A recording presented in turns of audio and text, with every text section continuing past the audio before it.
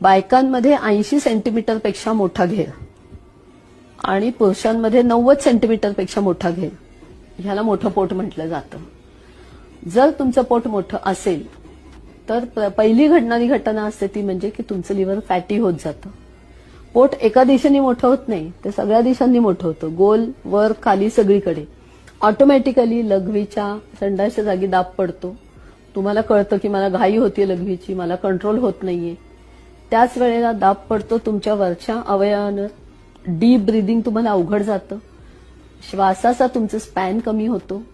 जसं पोट मोठं होतं तसं त्याच्यामधनं जी केमिकल्स निर्माण होतात, ज्याला म्हणजे अँजिओटेन्सिन रेनिन मेकॅनिझम म्हणून म्हणतात मेडिकल सायन्सच्या भाषेमध्ये, ती इतकी बदलते की त्या पेशंटला बीपी यायला लागतं.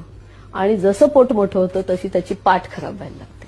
तर हे जे सगळ्या गोष्टी आहेत, या सगळ्या गोष्टी मोठ्या पोटामुळे घडतात. तर मोठं पोट ही एक तुम्ही म्हणाल की बॉक्स आहे, ज्या बॉक्समध्ये अनेक आजार दडलेले असतात.